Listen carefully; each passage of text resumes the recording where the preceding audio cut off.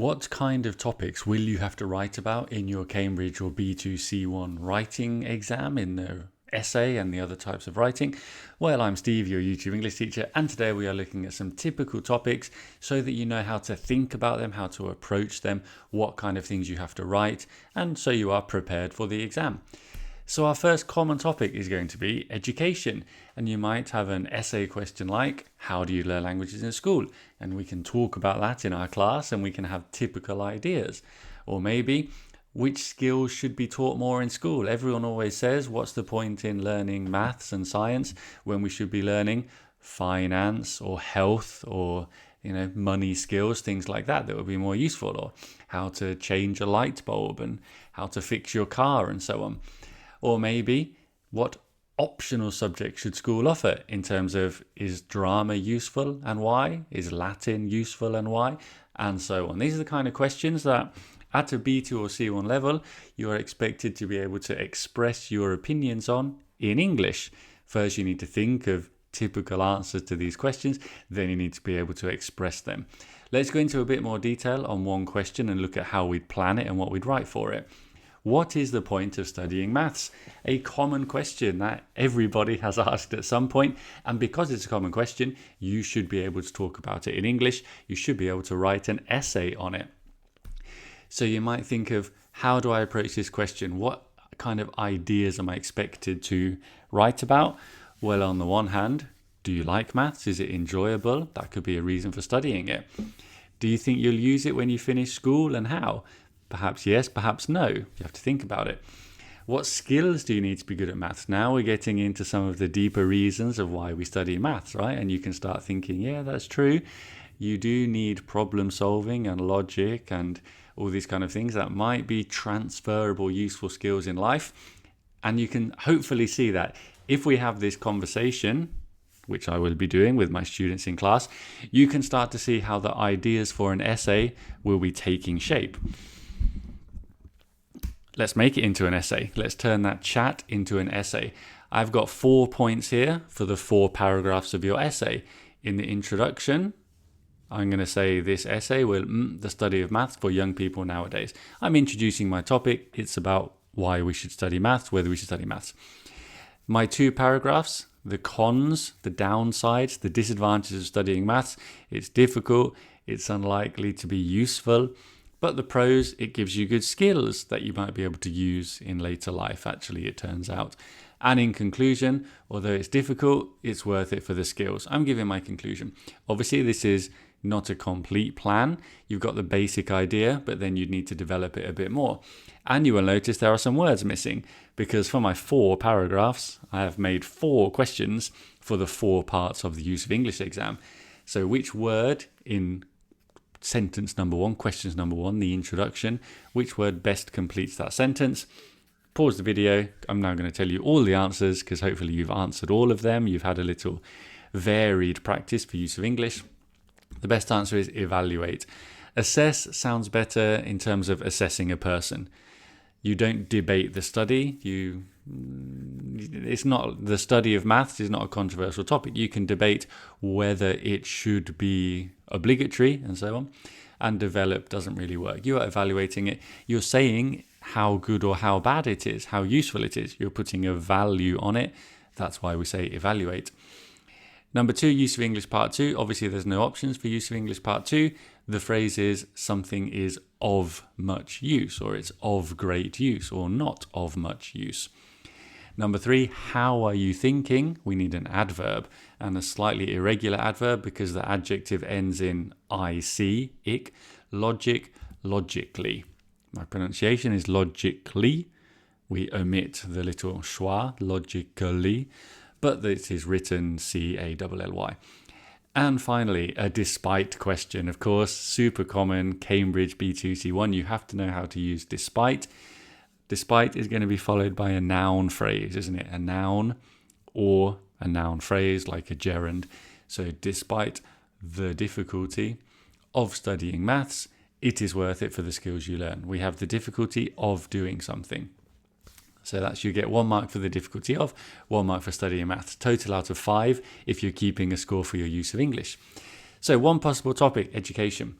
Another possible topic, especially at C1, which is really difficult for a lot of my students because they are still teenagers, but you will find topics about work on the C1 exam because you are expected to have that level of English to talk about any topics, and work, unfortunately, in the world we live in, is a big topic that people like to talk about. So how do we make employees happy?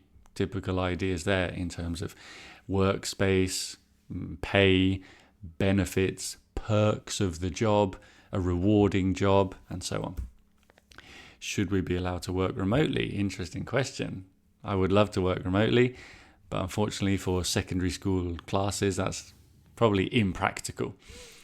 And is it better to aim for a dream job or to settle for a stable career, to aim a bit lower but have stability? And you're thinking of, on the one hand, on the other hand, these kind of topics could turn into an essay, and you should be practicing the thought process of being able to introduce the topic, explore it in detail with different aspects in your body paragraphs, and then give a clear conclusion. Let's do so with one more specific question. I want to talk about whether the working week should be reduced to 30 hours, whether the typical working week should be 30 hours. It's a utopian dream, isn't it? But some countries are trying to make it happen. And why not? We are thinking of these kind of questions. How many hours would your ideal work week be? Or school week if you are still at school? School, you probably have 25 or 30 hours of class, or maybe a bit less in some countries, maybe 20 hours if you're a bit older. But you spend a lot of time at school, don't you? Kids spend a lot of time at school, and maybe it's not actually very useful to be stuck in a boring classroom for 35, 40 hours a week and part of that routine. And it could be better to be shorter and more focused. Do you ever get so immersed in work that actually you could spend 30 hours working because you're really immersed in it and you want to do it and you're involved in it? So we're thinking of the other side of the story again. And can we work smarter rather than harder? Can you think of a specific time where you've said, I'm not going to spend 3 hours doing this, I can do it in 15 minutes and then go and enjoy the rest of my life and still get a better result? These are the kind of topics that will go into this essay. So let's do it. Let's turn the chat questions into an essay with our introduction, our arguments for having a longer week, our arguments for having a shorter week in our 2 body paragraphs, and our conclusion. Pause the video, read it, understand it, think about how this essay is structured, and answer the use of English questions, which I will now tell you the answers to. Hopefully, question 1, you've seen this very common Cambridge phrase for the introduction. It is a heated debate because everyone is hot-tempered and, there's a controversial. Heated debate is the phrase. The others are all temperatures, but don't fit this expression.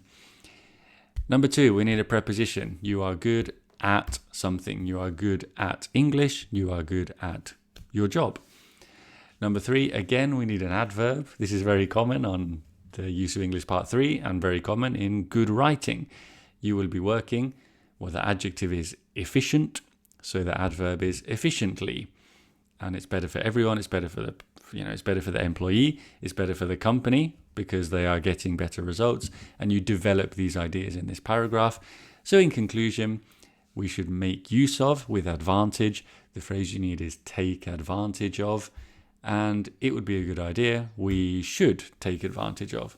It's probably the easiest way of saying that in 6 words. There might be some other ways of doing it that I haven't thought of. Leave it in a comment if you've written it in a different way, and we'll have a heated debate about whether it's okay or not. As we move on to our final topic for this video, I'm saying lifestyles in general, and we'll see exactly what that can mean. But we can talk about, for example, do we want to spend money on experiences or possessions? Should we use technology a bit less and have a more natural, focused life, living in the moment and so on? And how do we deal with stress, an important part of our lifestyle? All of these questions you can be thinking on the one hand, on the other hand, developing ideas for an essay that might be something like this. I'm going for a big lifestyle question about vegetarianism, which I have seen on Cambridge exams before, so you should be prepared to write about this. Do you agree with this topic? Well, let's think about it. What are your top 3 vegetables? Give me a top 3 top 10 rating of vegetables. Asparagus has got to be up there as a rare treat. Broccoli works in everything.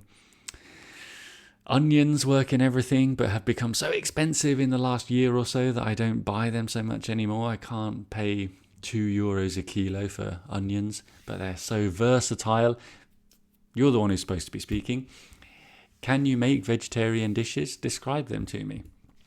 And the big question that's not going to be on a Cambridge exam, but is important when we're talking about this topic. Could you actually kill the animal if you had to kill it to eat it? If you just pressed a button, if you had to do it with a knife, if you had to do it by hand? Interesting questions that make us think about our lifestyle. As we move on to our vegetarianism essay, this essay will discuss the pros and cons of vegetarianism. On the one hand, for vegetarianism, against vegetarianism, and in conclusion, you can structure your essay like that very clearly, and you can answer these use of English questions, and I will now tell you the answers. Number one, we are discussing it from different perspectives, of course, meaning different points of view, but not views or points, perspectives. There is no doubt or little doubt, because it is, as we know, most meat is pretty bad for the environment. It's very intensive, a very inefficient way of getting calories. Takes a lot of energy to get a little bit of meat. But on the other hand, against vegetarianism, the taste, you can't argue with the taste. It's unique. It's unlike anything else. Unlike. And if we reduced with reduction, so how do we use these? Increase, decrease, reduction, and so on.